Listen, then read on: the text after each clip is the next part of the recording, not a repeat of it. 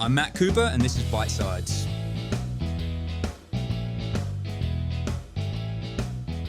G'day and welcome to episode 3 of Ausfine Bite Sides podcast. I am your host. My name is Matt Cooper. I'm the CEO of Ausfine Foods. We do this every 2 weeks. And the idea is to bring various guests into our Ausfine podcast studio. As mentioned previously, some of those will be internal Ausfine people and some will be external to the business. But the idea is to, I think, discuss topics that relate to Ausfine specifically, but also in a more general format as well. So people who are listening aren't just necessarily bored by Ausfine talk, but they can take some of the learnings out of some of the challenges that we face, some we've managed to overcome and some that still remain a challenge. So hopefully people listening in are finding some of the topics we discuss of benefit. Our guest this week is a relatively new addition to the Ausfine Foods world. She joined us roughly midway through last year. You will notice an accent, so it'll be really great to hear her journey on how she came from the other side of the world to find her way to our Mount Waverley head office. But our guest today is our Chief Operations Officer, Ms. Paula O'Toole. Paula, welcome to Bite Sides. Thanks, Matt. It's great to be here. You said that so sincerely. So thank you for that, for even faking their sincerity, because I'm sure you couldn't think of 100 things you prefer to be doing than sitting here. It's always good to sit down and have a chat with you. Who can complain? No, excellent. As I mentioned, there is an accent there, so maybe just give us a 3-minute update of your history and how you came to be in Australia first of all, and then joining us at Ausfine. Yeah. So I moved to Australia in 2003, just in time for the Rugby World Cup, which was being hosted here. I met my now husband, actually met him in Ireland. So I was always coming over to do my year visa anyway, and then put a hold on that when I met with him and decided I didn't commit to moving over full time, but here I am 20 odd years later. And so it was rugby driven? Yes, it was, yeah. Sadly can't say that now though, but anyway, yeah. Rugby and then followed by love? Yes, yeah. Excellent. And then on a professional level, who did you join first of all when you moved to Australia, and then your professional journey from then to now? Yeah, I guess like most people in logistics, I kind of fell into logistics back at home in Ireland. I was helping out a friend who was working in a graphics card manufacturing, and they had a massive returns backlog that they need help clearing. So I was like, sure, I can help with that, because I was majoring in HR and you could only minor in logistics back then. It wasn't even a thing. I'm that old. So I fell into logistics, and then my first job when I came over here was actually in telco with Virgin Mobile. So I spent quite a bit of my career in telco doing Virgin, and then 3, and then I ended up at Brightstar, where I spent quite some time. So they mostly did work with Telstra and some other global operators. So always logistics and supply chain, I guess, for my first half of my career, really, in Australia. And then got a real interest in IT. I guess got frustrated with IT not working with the business and kind of doing their own thing. And I could really see that there'd be a lot of benefit there and the synergies between the supply chain operations functions and IT if they were fully aligned. So decided to go to the dark side and work in IT and cut my teeth there and see how we could really bring that together with the business, which I really enjoyed. And that's when I kind of went into different industries. So started at Orora Packaging, so I was business partnering there from an IT perspective, and then went on to do a CIO role with Timberlink Australia, who are sawmillers, and then found myself here, which is kind of the job, like my dream job in a way, insofar as it has the IT and the operations together, and it's the ability to really bring those together and really give the business a competitive advantage and scale. So, yeah. Well, I can honestly say that when we first started looking to fill this role, we were looking for a unicorn. And I would say someone who sees logistics and IT as a dream job, you are truly a unicorn. Because I don't think there'd be many people who would fall in that category as seeing that as a dream job. But no, it's super interesting. I mean, my background is coming through logistics and trucking and warehousing and stuff, which is can be an incredibly challenging area to get right. And then IT, obviously there's a lot of IT frustration as well when things don't necessarily work as planned. But just going back to your history, you mentioned Brightstar. Yeah. That's right, Brightstar, who worked a lot with Telstra.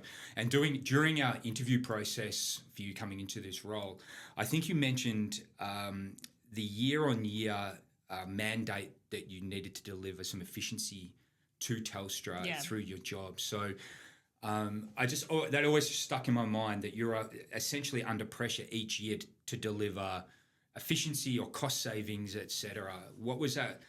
What did that feel like? Was that something that that came naturally to you to always be looking at? I guess it's always keeping you on your toes as to try and deliver kind of what have you done for us lately mentality. Yeah, I think it just creates a very innovative environment, I think, because you've always got to try and stay relevant to the customer. And with Telstra, obviously, you know, they had many other bigger vendors than us as well. So I was just trying to stay relevant in there. So we would have to do that kind of continuous improvement roadmap or really look at the services. So it's kind of like, well, you've delivered that, so that's great, but what's next? So I was always trying to stay ahead of those conversations. But yeah, it just resulted in kind of a very innovative, creative environment, I guess, where we're always kind of trying to look at the industry and what is the next step and where was it going and how could we keep our customers ahead of the curve and keep the competitive advantage in that way. So it's a bit more of a dynamic, exciting way to work, really, rather than just kind of sitting on, you know, logistics. There's a lot of standardized metrics that have been around for a long time, and they still exist today and they're still good, but they're very bread and butter. But I think if you start thinking and looking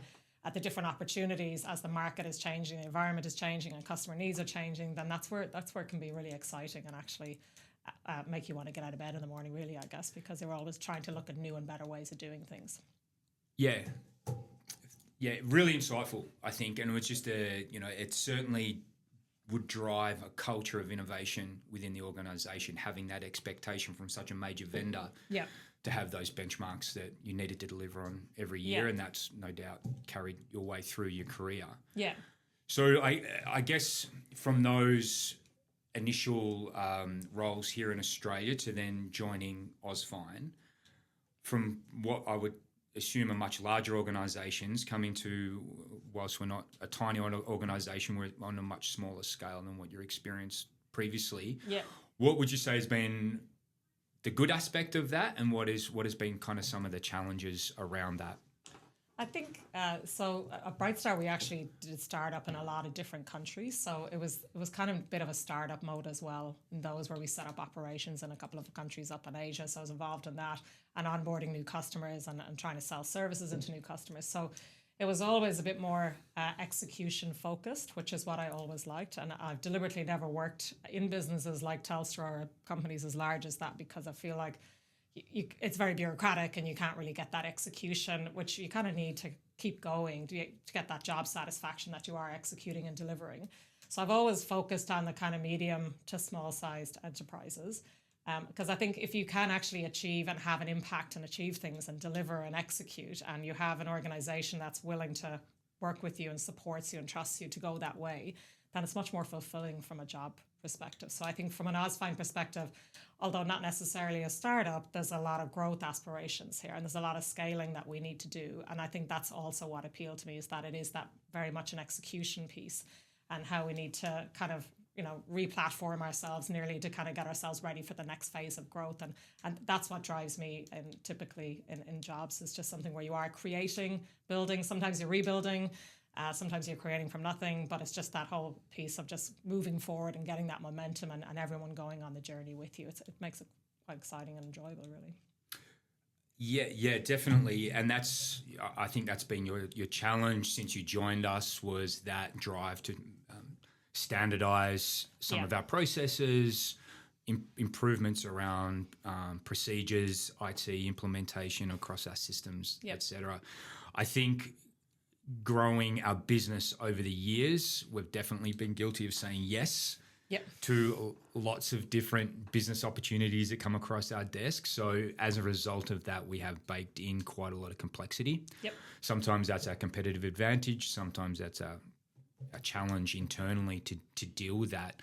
How do you kind of come into such an environment such as that and try and unpick and standardize those processes?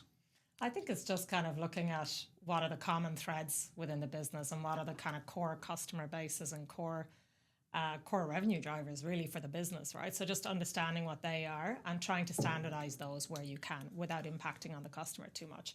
And I think it's very typical of a company that's been growing quickly that their processes are all over the place and they haven't been kind of shored up because everyone's just busy moving forward and selling and doing the customer side. But you do need to stop and take stock eventually and kind of redo the foundations and then kind of so that you have that solid platform to move forward on again. So I guess it is just looking at what those common themes are, finding where those common processes are, bringing them together. Because of course you still need, I always say like you need the 80-20, so 80% should follow process and we're always going to have 20% that doesn't, whether that's new business that we need to go above and beyond for a customer and break our processes, but we do that knowingly and we're aware of the risk of doing that. So you still do need to have flexibility and agility to be able to move outside your processes and do that. But as a business, you're taking that risk, considered risk, rather than just doing it day to day. So I think it's just standardize where you can, but that also frees you up to have the capability to be agile then when you need to, rather than being agile all the time. You can kind of tie yourselves in knots pretty quickly. But yeah, it's pretty typical of a growing business, which is what I enjoy. So yeah, it's just kind of standardizing that and then getting ready to move forward again. And then we'll create loads of new processes again that we'll again have to standardize and then we'll go again. So it's just that kind of rinse and repeat, really, I think. So, sometimes people just don't think to ask the customer. So sometimes the customer is like, yeah, that's fine. We can do that. Yes. That's not a problem. And it's just knowing when to ask those questions and when not. And kind of coaching and advising our sales colleagues, like, this is why we do the process, this is why it's easier. And if we don't, then these are the risks. And as long as you're aware of those risks, you can make an informed decision. I think it's a really good point you make, because quite often as a salesperson, a sales-led organization, you just want to get the sale done and you want to say yes to as much as you can. But to your point, quite often, if you just ask a question that could potentially make life a lot easier, then the customer's more than happy to work in and go, yeah, okay, I understand that, I can't have 100% of what I want. Yeah. We can push towards something a more standardized process, and not everything needs to be quite as bespoke as we make it. Yeah, and it's just kind of educating the different functions, how to communicate that to the customer and get them to understand the processes as well and understand the complexities of it. Because once they do, then they're happy to support you most of the time, right? So it's, because as a business, we're all just trying to get the right outcome for the customer and make it easy for ourselves. So, yeah. For sure. Talking about complexity, we have some offshore offices. We've obviously got Indonesian office, which has been around for nearly 10 years now. What has been your take so far around the integration between the two different offices? Obviously, we're growing into the US now as well, but that's kind of still in its infancy. Yep. I guess the case study is Indonesia. Yep. How have you found the integration or the work still to be done between the two? I think the integration from a people perspective is really strong. I think from a system perspective, we could probably do it better, but there's always room for improvement there. And I think we just need to, as we're reviewing our processes, because the Indo team do support us here in some of our processes from a data entry perspective. So as we're standardizing, reviewing those processes, it's just kind of understanding how best can we leverage resources in the Indo office, what's best to stay there, what's best to stay here, and just kind of reviewing that holistically from a business perspective. Because it's also quite easy for people here as well to just kind of say, oh, I don't really like doing that work, so I'm just going to send that up there. And those guys, the team up there can help us with that. So we just need to make sure that we're reflecting and considering properly and appropriately before we decide to put parts of processes up in Indonesia or keep some parts down here. And we just need to look at that more holistically, I think. But I think the core part is that the people, the integration is really, really there and there's pretty close communication and relationships, I would say, as well between the offices, which is what I really enjoy. Yeah, so it's been good. Yeah, I agree. I think the people side, we're okay. Yeah. It's probably, again, where you are going to be able to deliver the most bang for buck is around those, again, the processes, the procedures and the IT solutions. I guess that also then leads us to the US. Yeah. Just as I mentioned, in our relative infancy there. So you're probably going to be able to have so much more control in the way we paint that canvas. Yes. In regards to the integration with Australia. How do you think it's going so far? Yeah, I think it's good, but we've got some issues to iron out from a system and process perspective, but we'll get there. And that's as we're kind of learning as well and going through it. I think you're 100% correct. It is a bit of a blank canvas. So in my view, we can really design it as as a template from a business perspective as to what our standardized processes should look like. And because of the scale in the US as well is a bit bigger, so it is easier to kind of standardize processes there because it is such a much more bigger market. So there's significant scale there for us to really kind of get the processes correct. And because they're also bigger companies over there, they're also used to processes and having standardized within that scale as well. So I think there's a lot of great opportunity there, and I'm excited about it. And we just need to get the system and the architecture deployed there, and I think we'll stand us in good stead for the processes moving forward. Absolutely, I agree. Leadership. So you are coming into or have come into the business as a senior leader. Yeah. No doubt you've gone into similar situations in your professional career where you're coming into established businesses and established teams, etc. How have you found that aspect of this new role and previous roles? It doesn't have to be specifically about Ausfine, but managing teams that are well established and there's some legacy learnings and dynamics between teams, etc. How have you gone so far with that? And do you have a recipe for leadership in taking over teams that are well established? I think it's first you've got to listen a lot and understand. And I haven't really grown up in this industry either. I'd done a stint in dairy before, but so I still had a lot to learn about this industry and trading. But I think it's just listening at first to the team that you kind of take on and understanding what their jobs are, what their roles are, what they're doing, how they're spending their day. And then the other side of that is building the relations with the other customers internally as a primary focus, and understanding what's driving them and what their motivations are, and then what we need to deliver to them from a service perspective. So once you kind of get that clarity as to what the expectation is from the internal customer side as to what they're looking for from you, and then you understand what the team are actually doing day to day, you can kind of see if there are mismatches or what that gap needs to be addressed.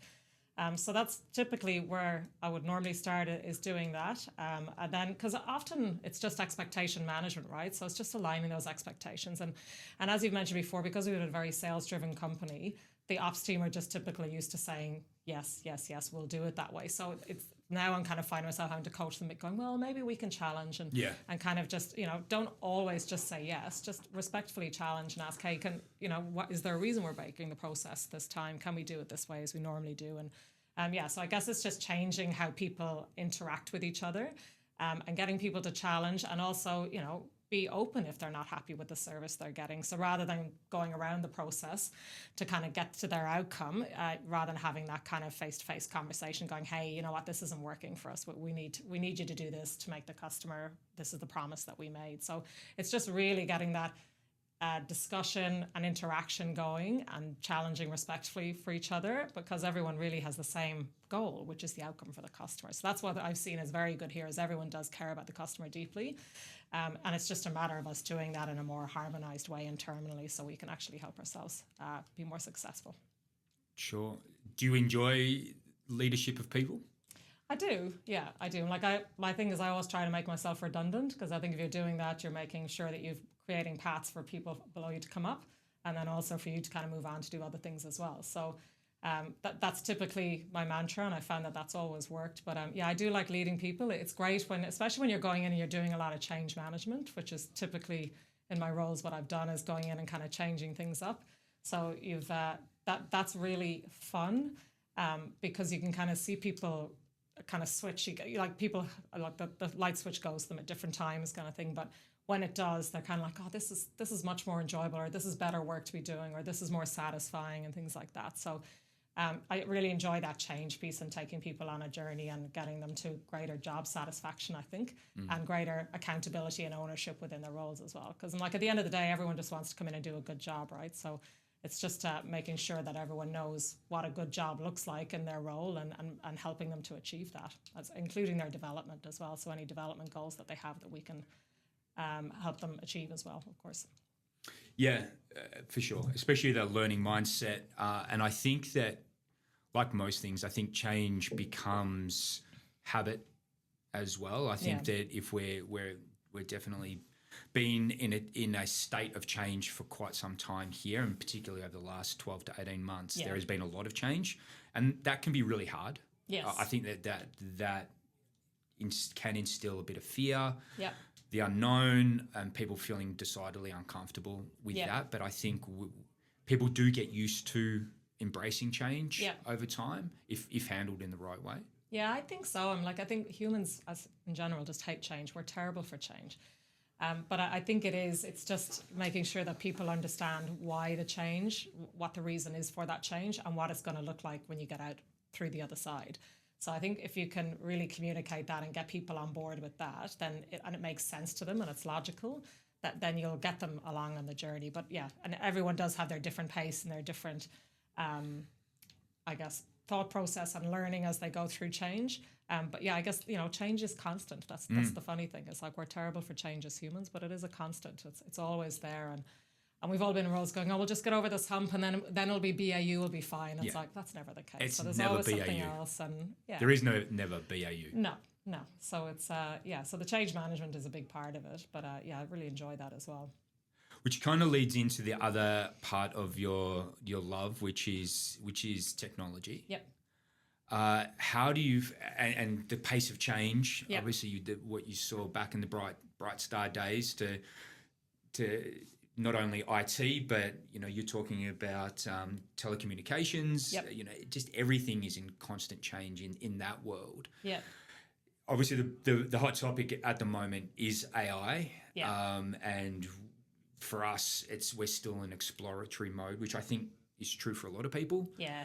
Just at a really, really high level, not necessarily Ausfine specific, but just your current take on the AI revolution, so to speak, and where it's been and where it's going, and what is kind of myth, in your opinion, and what is probably where you think the most useful application will be going forward, from what you know. So far. I think it's so I do listen to a lot of podcasts and do a lot of reading on AI, and I've done some short courses as well. So I do definitely have an interest in it, and it is, I think, akin to the Industrial Revolution is what they're saying. That's how it is going to change work considerably, and we can probably see signs of that already globally with the globalization and things like that. But I think with AI, it's I think those who don't work with it will fall behind significantly. So you need to embrace it as a business, and you do need to be thinking about how we're going to bring it into the business, how will it support the teams. You need to do it in a considered way as well, because it can be fraught with danger as well, of course, from cyber perspective. But I think what most places, what I find is if you've got that kind of consolidated data, then that'll really help with the process. So, and that's kind of the process we're undergoing here, is replatforming our data so we can get everything, and we're Microsoft, so we'll kind of get everything into that Azure environment. And from there, we'll be able to, a door will open up for a lot of different AI capabilities that we can start to look at. But then there's also, process, a lot of the operational work that we do here, because it's imports and exports, it's very technical. It's still quite resource driven, I guess, insofar as, we're relying on people with the smarts around markets and documentation that's required for that and the products. So it is very technical. So I think there's definitely opportunities there from a process mining perspective in our space where we can start to look at that. And that'll be the next stage we'll get to once we get this data replatforming piece. So that we can really start to break down those processes and see what we can automate, what is the standard bit. So again, looking at that 80-20, so what bits are what are the common threads, what are the things that we can standardize.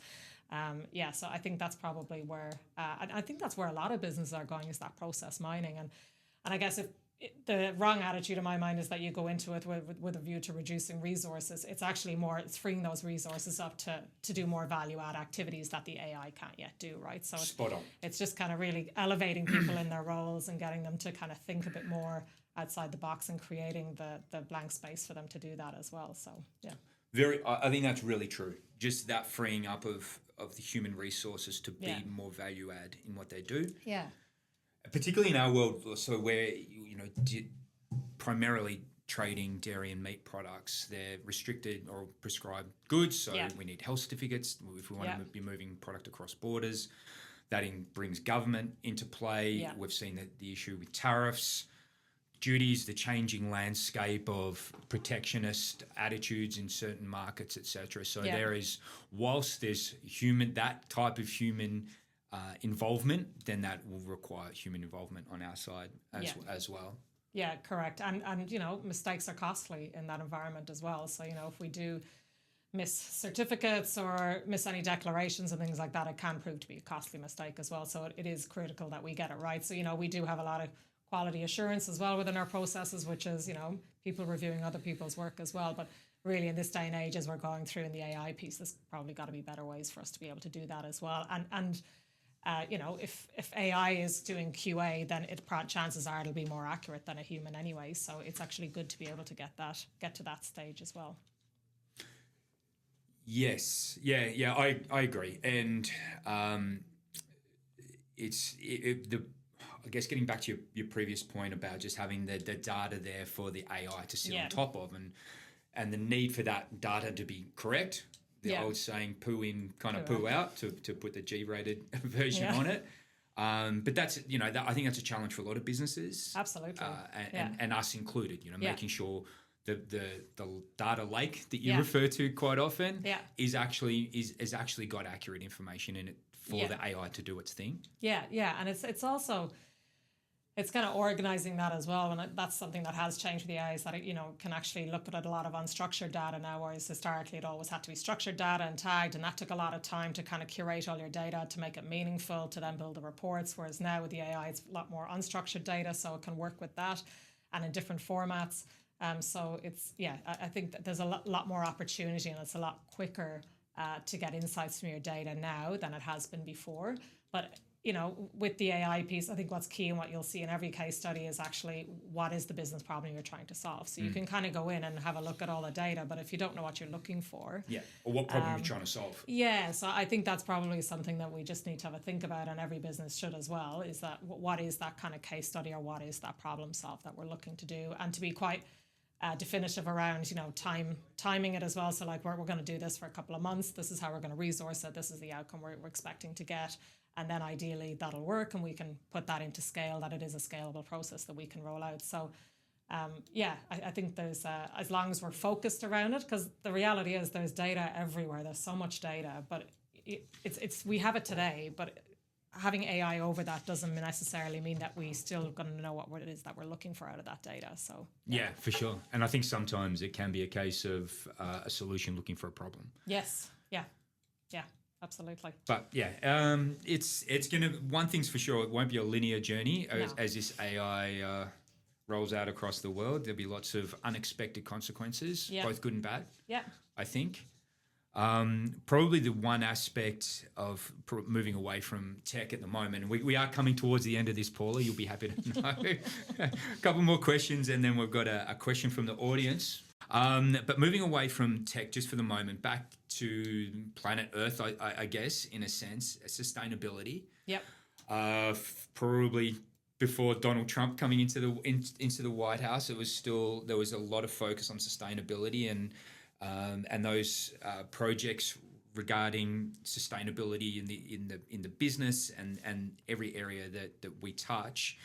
Your current take on the endeavours of sustainability in your world, or what you're aware of, and where we're headed towards that sustainability around transport, logistics. So much carbon is produced by the areas that you kind of inhabit. Where do you think to from here in the current political climate? That's a good one. I think there's many different ways it can go. Like, I think shipping, at one stage it was about 10% of global carbon emissions was from shipping alone, and that pretty much everything we buy has been on a ship at some stage. So it is a massive footprint from a carbon perspective, but I don't know that we've made any great inroads on that as of yet, and I can't really see any in the future. I think as long as we're still, the fuel, oil and gas and things like that, and petroleum are still digging out of the ground, I think that's going to continue, and that's going to be the way that we're going to fuel. So I don't know that there's going to be much in that way. I think from a dairy specific perspective, like we can see in Europe around the carbon emissions and methane emissions and the impact of that on cattle and things like that. But I think from a logistics perspective, I don't think it's going to change in the near future. I think people are still trying to be as efficient as they can with their networks and how we're moving product. And that's what we do have a responsibility to do, is to make sure that we're moving it in the most efficient and direct way possible. But yeah, I think sadly, and I especially think with the way the US is going at the moment, who typically are, can be thought leaders in this area, I think it's definitely got to hit a pause for a while, I think. Really good points across so many aspects of our business. You brought up dairy. There's also the meat aspect to our business as well, which are really heavy emitters of methane, etc. I think that as this onion gets unpeeled, it just gets harder and harder. I think the low-hanging fruit of sustainability and the easy wins we're starting to come to the end of. Yeah. It's from here on in, it's really, really hard. Yeah. How do we unpick the logistics of moving product around the world? How do we unpick the methane emissions from agriculture? Yeah. Deforestation, etc. We kind of entered the realm of it really, really being tough. Yeah. To get those next level of wins. Yeah, I think so. And like, as we see, it's kind of the third world are kind of paying the price really for what the first world are doing, I guess, from a carbon footprint perspective. And have been doing since the Industrial Revolution, right? Yeah. Unfortunately, true. And we are not the forum that's going to solve it. No, we're not. At the Ausfine Bite-Sides podcast. Unfortunately, we would love to, but we can't. We can't solve global. No, but I guess with our business moment. model, though, we are kind of opportunistic in our purchases at times. And that in itself is solving supply chain problems and ensuring that, there is no waste in the supply chain, so that we are taking product and finding homes for that as well and making sure that it is used. So in some way, Ausfine does I think we do have a bit of a proposition there from solving supply chain issues and making sure that there's minimal food wastage. So, yeah. Yep, for sure. And also opportunities around near sourcing. So product where we don't necessarily have to put it on a boat. If we can source more closely to where it's going to get consumed, we certainly look at that as well. Yeah. I mean, a lot of that is economically driven. So there's a cost saving there, which comes back to a commercial lens. But regardless, the outcome is that we're actually not putting product on a boat or a truck or whatever it might be. We're actually sourcing much closer to where it's going to get consumed. Yep. Okay, we are coming towards the end, and we do have a question. Hi, team at Ausfine. I'm James from Right Click IT. I have a question for Paula. With the need to stay ahead of the curve, I'm curious about how Ausfine is embracing artificial intelligence, specifically how you are integrating AI into your operations and services, and what measures are in place to prevent data loss and ensure the security of sensitive information during and after the AI integration. Thank you, James. So James works at Right Click IT. So he's a key partner of ours, their firm. They're supporting us in our IT services internally here. So we're actually working very closely with James. As I mentioned before, we are a Microsoft house. So we run Dynamics 365 from an ERP perspective. We're about to migrate from Dropbox through to OneDrive. So again, that kind of replatforming of our data that we talked about.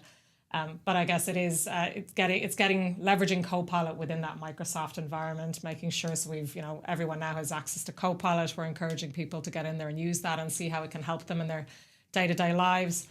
We'll be rolling out training for that as well. And I guess from a data loss perspective, with the Dynamics licensing and with the Microsoft environment, there are those added layers of protection as well within Fabric and Azure that we can apply there to make sure that we don't have any data loss there. And actually having it in that kind of single platform will really enable us and help us with that moving forward. So yeah, we're just kind of starting on the AI journey internally. But I think it's exciting with the Copilot. And there's a few people that kind of come up to me every now and again and go, I didn't know Copilot could do this, and I've been using it for this. And even, we've started using it in our meeting summaries, so to do minutes and recaps and things like that. So it's been quite useful. So that all sounds very small and mundane, but it is just the start, and we needed to start somewhere. And I'm confident as we get more and people kind of capable of building to their capability and understanding of Copilot and other AI opportunities, including any of the large language models like ChatGPT or anything of those, obviously not putting in any company data. But yeah, just to kind of leverage those to help us in our day-to-day jobs as well. So I think that there's a lot that we can do there and a lot more that we can get done, I think, particularly as we head more toward the process mining and things. Thank you, Paula. I agree. With a lot of this, it's just starting. It's starting, really, it's exploring, it's getting familiar with what it can and can't do currently, and then let the creative juices flow a little bit as to where it might be of most benefit. Yeah, I think so. Because because IT or ops can't we're not salespeople or we're not finance people. So people in those functions need to really get in there and start looking at things as well themselves to see how it can benefit them and their jobs and their functions. So it can't just be a kind of an IT thing. It's got to be a whole of business thing where we commit to being curious around it and actually exploring how we can use it in our day-to-day.